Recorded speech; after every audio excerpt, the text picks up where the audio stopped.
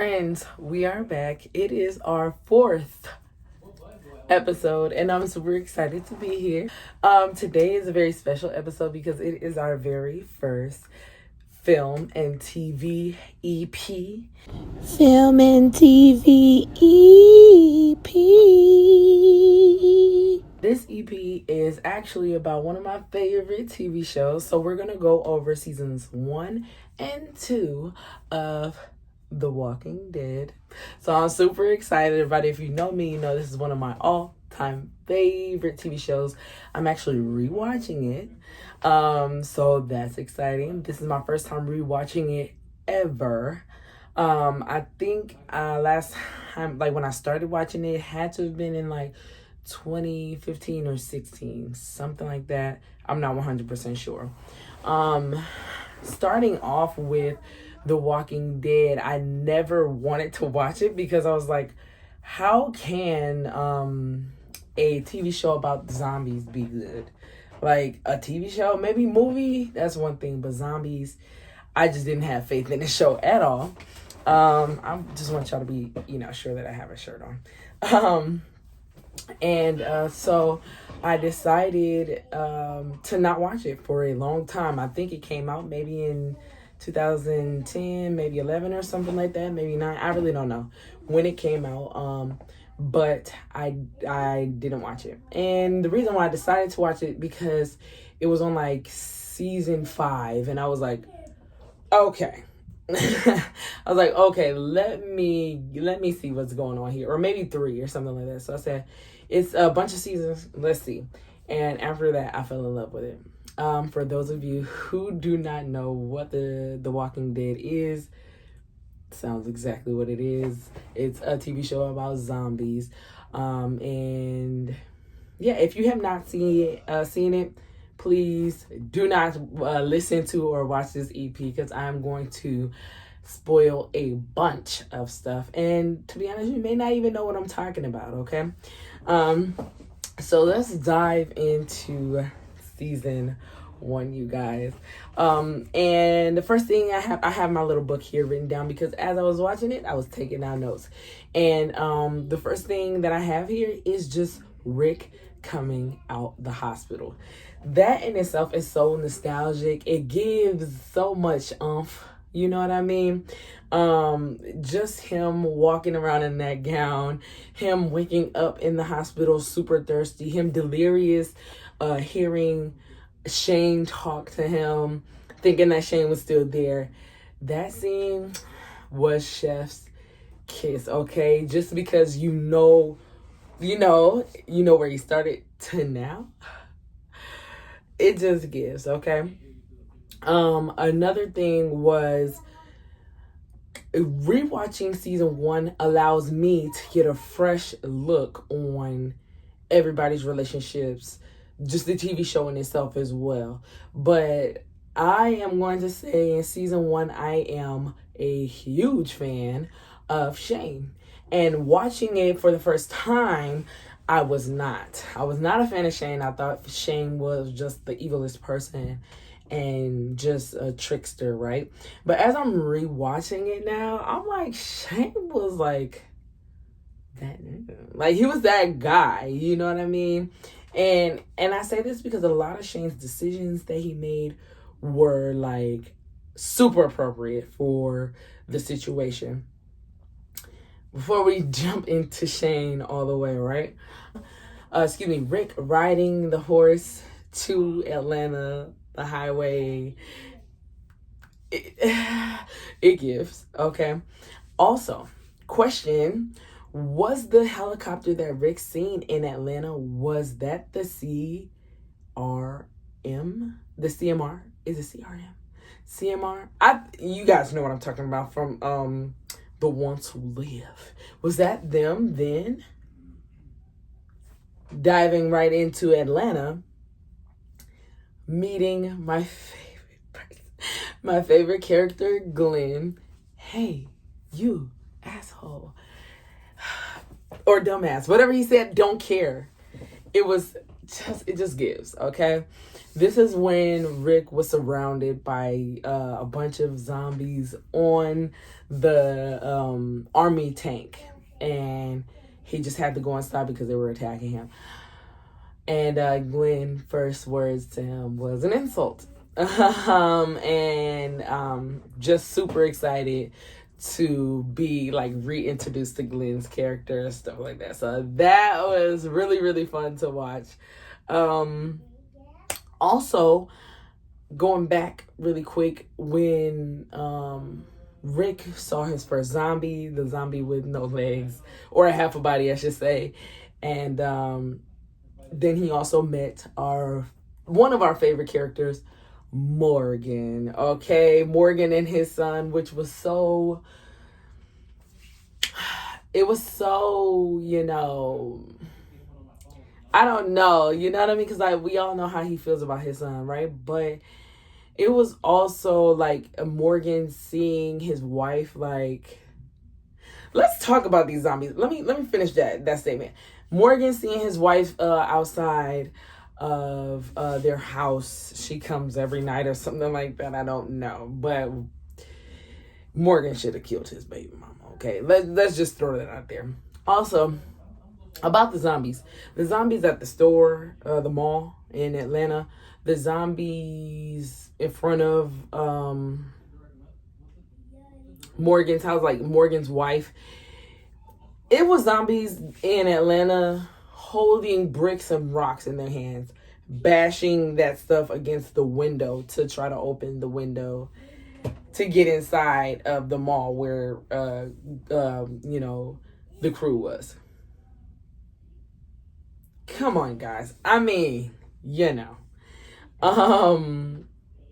And also Morgan's wife continuously coming back every night. And she not only was coming back every night, but one night she just so happened to walk up to the door and jiggle the handle and also look through the peephole. And I'm like, okay, guys, I get what you're trying to do, but like, stop, okay? Just too much.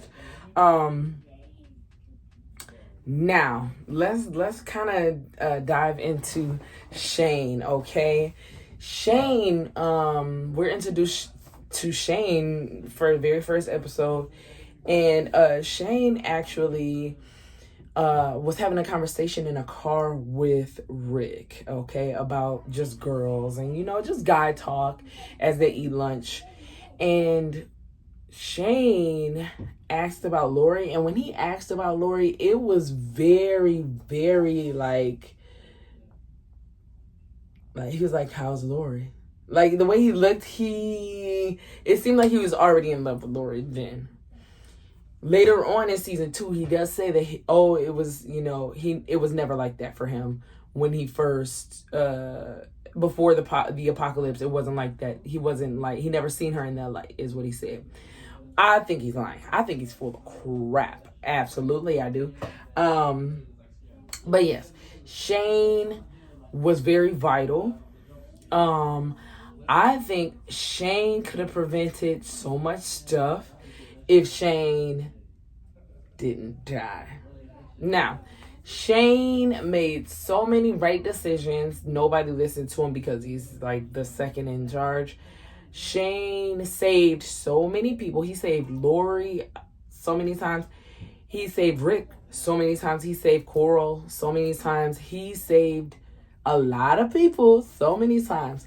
And if they listened to Shane in a lot of situations, I do believe that a lot of things could have been prevented. So everybody going to the CDC, Shane didn't want to go. He knew it was a fucked up idea. He thought wasn't nobody there, but he just didn't think that it was a good idea all in all. The CDC, which is where they were trapped inside, about to be blown to smithereens because a mad scientist, I guess he didn't want to let them out for whatever fun freaking reason. I don't know. He just thought it was no point. So, no, I'm not opening the doors. Right? That. Shane saved Rick from the jump. Okay, not only did Shane say, hey, He said, hey, it's a zombie apocalypse. Let me go to the hospital and get my friend. That's what he said. He said, hey, let me go to the hospital and go and get my friend.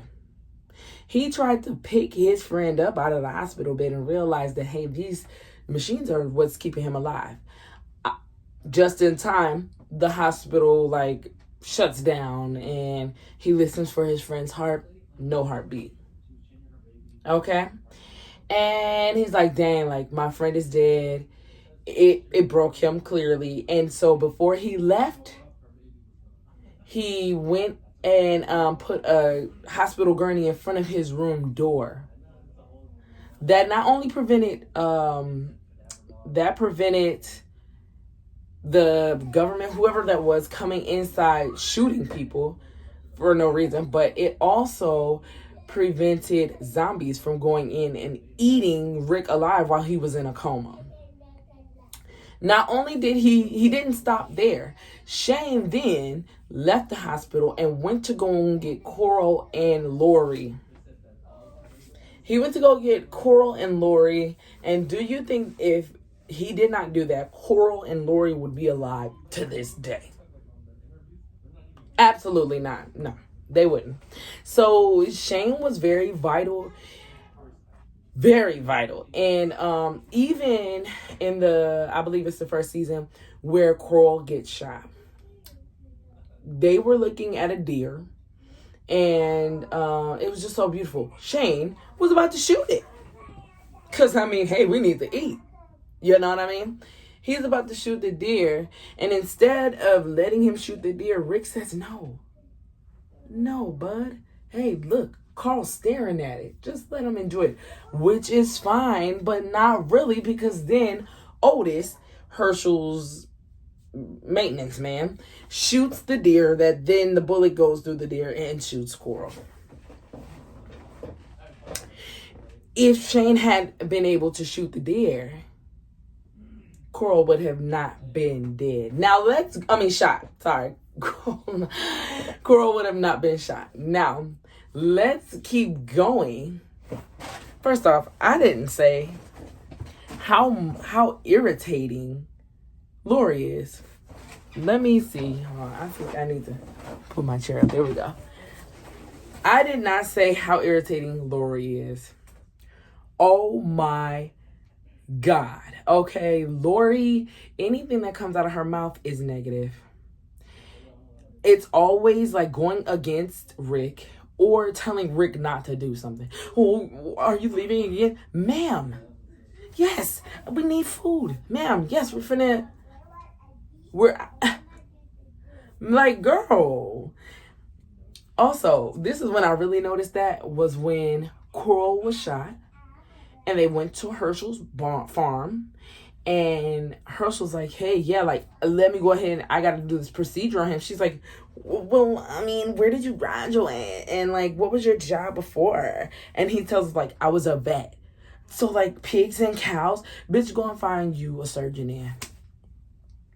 Go find you a surgeon. Because, ma'am, not too much. She's really irritating. And not only that, she also was putting Rick and Shane against each other, okay? Now, Shane said, hey, I can't live with this. I'm in love with this woman and her son. I need to leave, okay? And he was going to leave, and he was going to take gross, irritating Andrea with him. And he was going to leave. And she found that out, and Lori found that out. And Lori's like, well, don't leave. And he's like, are you for real about that? He asked, are you for real? You want me to stay? She didn't say anything, but she did say, don't leave. Now, after that is when Lori found out that she was pregnant. Now, Lori is talking to Rick well, Shane just doesn't get it. You need to talk to him.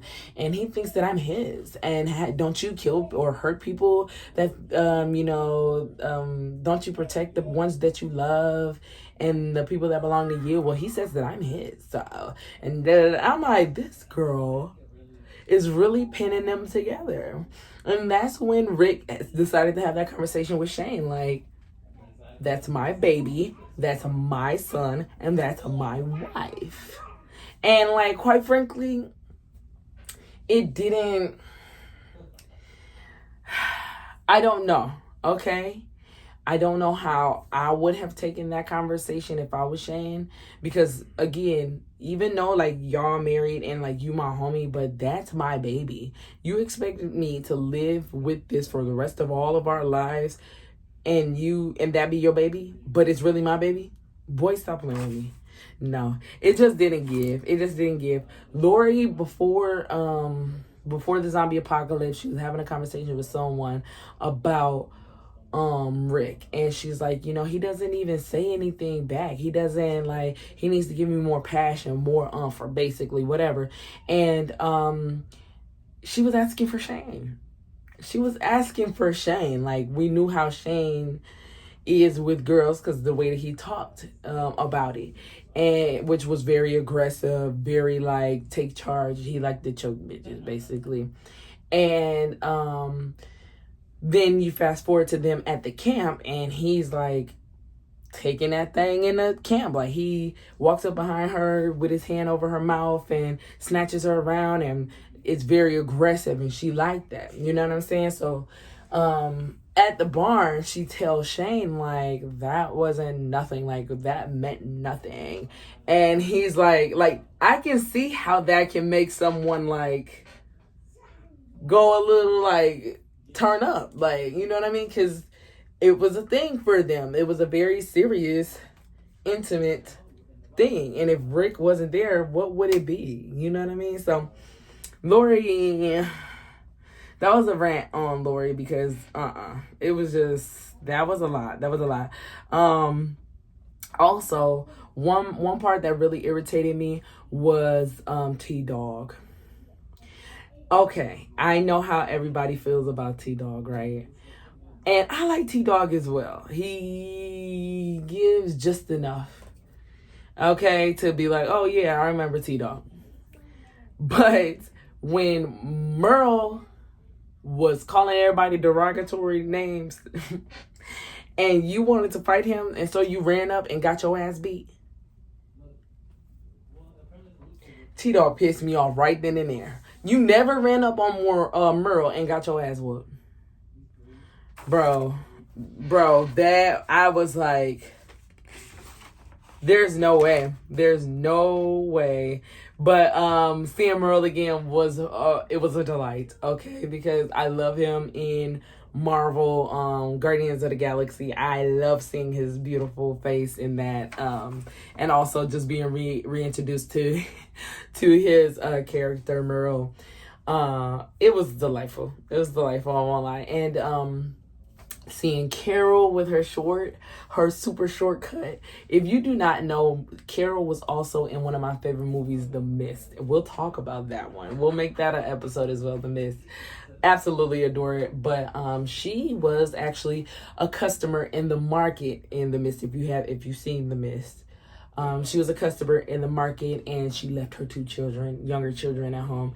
And she asked all the guys in the store, can anybody see a lady home?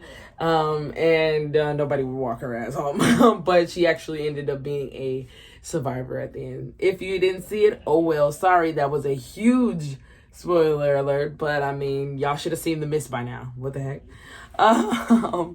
Let me see what other notes that I have. We talked about the CDC.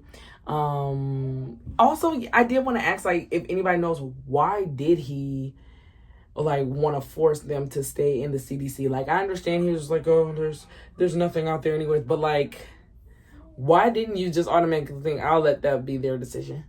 Like, I'm so confused. You wanted to blow everybody to smithereens for fun. Also, Andrea. So I already said, like, I really don't like Andrea. Her love for guns is just really obnoxious. It's really obnoxious. It's irritating as hell as well. Because you're not thinking of guns 24/7. Why are you thinking of guns 24? I mean, it's a zombie apocalypse, so let me get that right. But you're like, Lori told her, like, all you're doing is sitting on top of the RV and getting a suntan with your gun. And she's like, I'm looking for zombies. But man, like, we're on Herschel's farm and there's 0 zombies, like, inside for the most part. Also, when there was that huge herd,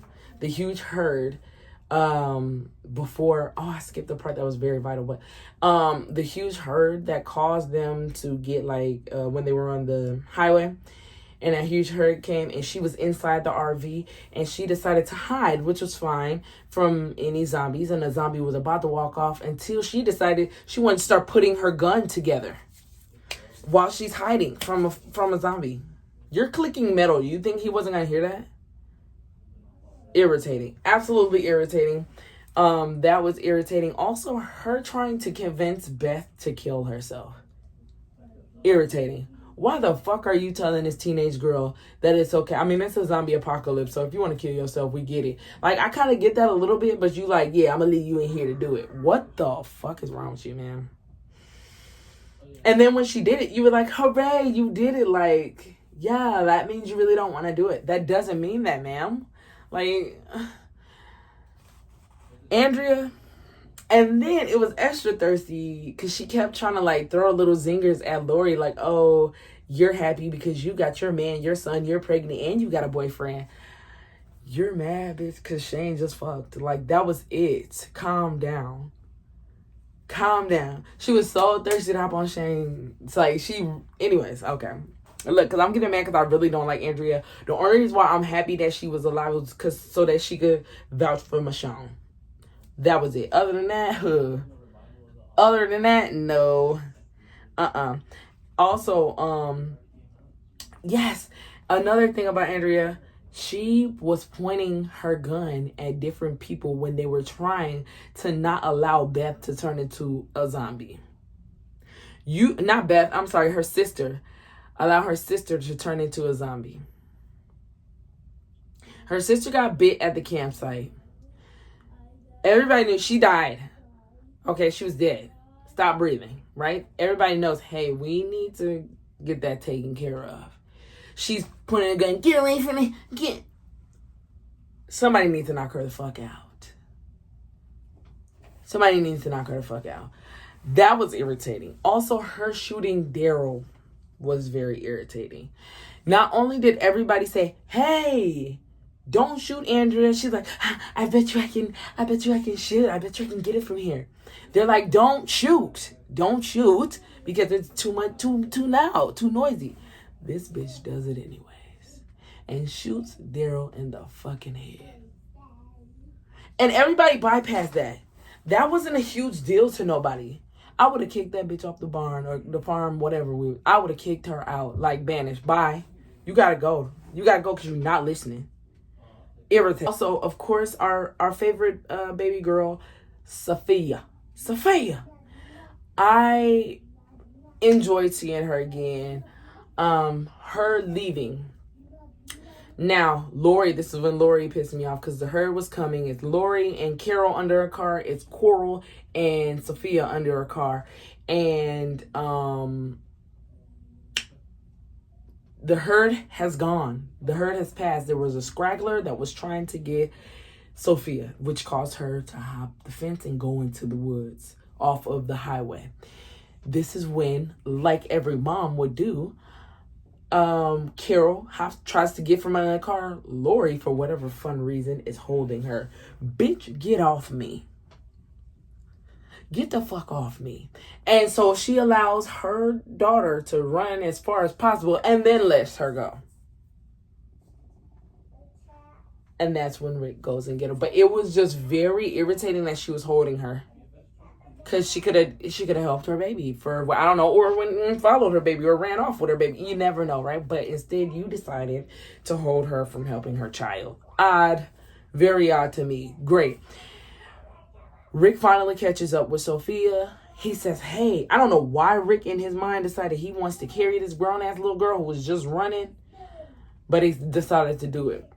He's like, oh, yeah, like, I'm going to get tired and all this other type of stuff. So you go that way and I'm going to go this way. What the fuck are you talking about, Rick? You could have ran a full circle if that was the case. Back to the road. And then the group could have handled these two zombies. Instead, you told her to run this way. You ran that way. Very odd to me. I have no idea. That was like very irritating. It was very irritating. The fact that also Daryl was looking for Sophia for a very long time. He was looking for her for a very long time. And that's when our favorite guy, Shane, comes and saves the day and opens the barn. He opens the barn. Also, let's talk about how Maggie was a slut. She was a thought. Absolute thought. Maggie said, "Hey, yeah, let's go to the store run, Glenn." And then Glenn's just like doing light, like this light, flirting, and she's like, "Yeah, well, I'd have sex with you, ma'am." Whoa, Maggie. Whoa, ma'am. We are at the barn in season 2, and we are looking at Shane turn. He's turning, okay? Him and Rick had just got into a fight while dropping off Randall, who is a random guy they came across at a bar. They helped him off of a fence. Herschel healed him. Now they're letting him go. Shane is like, bad idea. He's gonna go back to his homies, and they're gonna come back and fuck us up. Rick's like, hey, we have to give him a choice. And it's just irritating, okay? But Shane he's evolving into the Shane that everybody doesn't like. He just told Rick that I don't think you can protect them. They fought. It was just this whole thing with those two, right? But I think that Shane does everything he's supposed to do. So we talked about Sophia and how Sophia got into the barn, which was Otis. Let's talk about Otis, okay? Otis was the property manager for the barn, for the farm, for Herschel's farm. The issue is that they went to go and get medical supplies at a high school, which is fine. They got the supplies that they needed. Too many zombies there. Shane jumped out a 20-foot window and fell and hurt himself. Of course, you hurt your leg. He's like, hey, Otis, take the bag and go. Otis is like, nah, I'm not going to do that. Otis is a good guy. But that's not what Shane was thinking. Shane's like, you go. Somebody has to get those supplies to Coral. Period. Somebody has to get the supplies to Coral. Because Otis said no, that means I said it's either you or me. You said no, so now I get to go. Somebody has to die right now to stop these zombies so the other person can get the supplies to Coral. You said no. Fine, I'll go. Shoots him in the leg, and they tussle. That's why he got his hair pulled out. And Shane got up out of there. As he the fuck should have. I think that was very, very wise of him. Because they weren't going to get away. They were running. They didn't have no more bullets. I'm sorry. They had like one round left. They had both one bullet left. Didn't have no more bullets left. Too many zombies. Too many supplies. It wasn't adding up. He did what he had to do to get Coral, to make sure Coral was alive. I think he did what needed to be done. Period. And there's no take backsies. I don't think nobody can really convince me because that's just what happened. We also had Glenn's very first scare death in this EP or in this season, which was him going in the well with the fat wet whale zombie. So why they needed to send Glenn, I don't know. But of course, he went down there, got the rope around the zombie still, because he always understands the assignment. They pull him back up. They try to get the zombie out of the well, and of course, he ripped in half. Cause why wouldn't they do that? That just makes so much sense. So that was really cool to see his first death. Herschel, after seeing that zombies were not what he thought they were, Herschel went into a frenzy. He went to go and drink at a bar. That's where they met Randall, who was friends of other people who they had shot, right? Lori decided she wanted to go and get Rick, and Glenn, who went to go get Herschel. She decided to go by herself. She wanted to go with Daryl, but Daryl said no. And she decided to go by herself, didn't tell anybody nothing, because, I mean, why would she, you know? She went and did that, and her car flipped. And that's when if anybody remembers the zombie gnawing through the window shield at her, that was a really cool scene to me, seeing that. But that was another time where Shane decided to save her. Wasn't Rick. Rick didn't save her. Shane did. Why? Because Shane is that guy. And a very strong point that I forgot to mention was Shane dying, okay? Jumping into that, I believe that Shane only died because Lori fueled Shane. There was a point right before, the morning before Shane died, Lori seen him working on a telephone post, basically, or electric post, and clearly she thought it was hot. She went over there to go and talk to him to basically give some closure, but her closure was like more of, man, if Rick wasn't here, then maybe we could have been something, which I believe then fueled Shane to come up with his master plan of drawing Rick out to the field to kill him. Because Shane was getting over Lori for a bit. I can tell, like, you can tell if you rewatch, you could tell he was kind of like whatever about the whole situation with Lori, Rick, Coral, everything. He was just letting Rick take charge. But after Lori had that conversation, like, I'm sorry, like, we did have something, but I mean, Rick is here now, basically. That turned Shane back towards looking at a future for him, Lori, and Coral, and the baby, of course. That's when he told her, like, you had your wife don't, she's lost, and your son is weak, and you don't even know where to begin. I believe that Lori having that conversation with Shane is what really did it.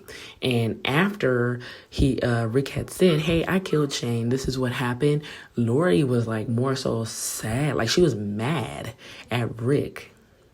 She didn't say if it was because of Carl shooting Shane or because he killed Shane, but Lori was mad. She didn't like say, hey man, I'm sorry that you had to kill your best freaking friend. She was just mad. It was you guys, so weird. Okay, back to the video.